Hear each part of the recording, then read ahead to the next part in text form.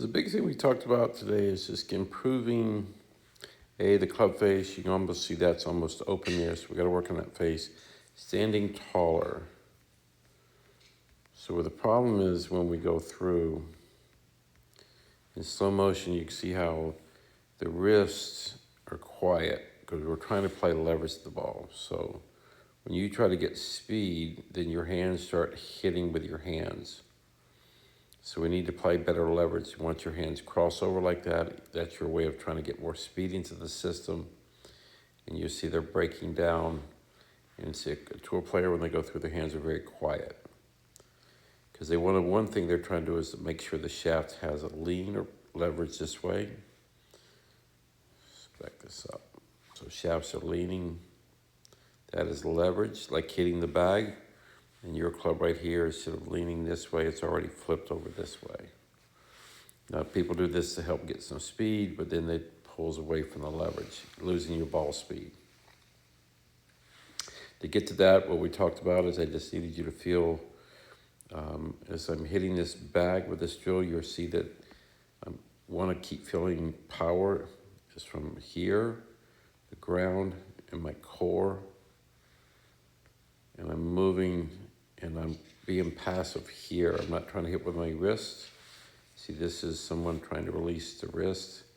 I'm still trying to play leverage. That's a force, which is increasing the ball speed. So that feeling, if you look with Roy, he's applying leverage the same way.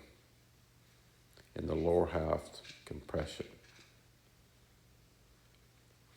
If I move ahead here to Jon Rahm, even though they look different, but the impact, they're applying leverage the same way.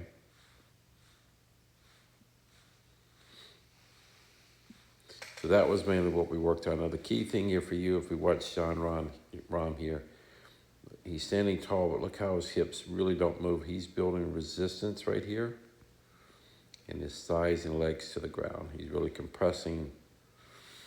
And when you start over moving your hips, you're not really using leverage. So we want to stand taller and feel a little bit more resistance, and you're feeling like your knees and hips are facing the ball as long as you can. You watch it, you see how he's not trying to make a big turn. He's just loading, stretching energy, which what gives him more power with his legs through the shot. So stand taller, resist. And then we'll feel like we're playing leverage with this feeling of hitting the bag.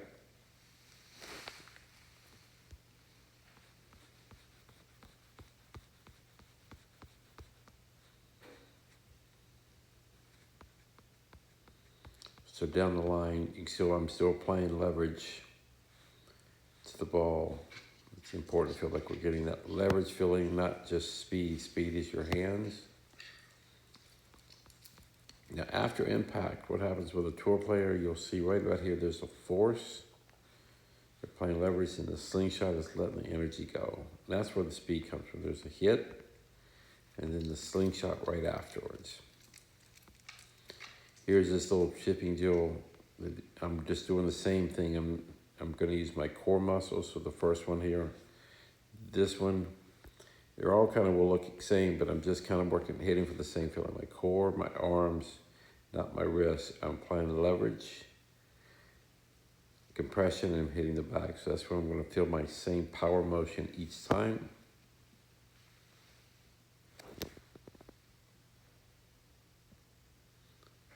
So just keep doing these little drills. Don't search for speed. Feel like you're playing leverage, and speed will be that natural release point.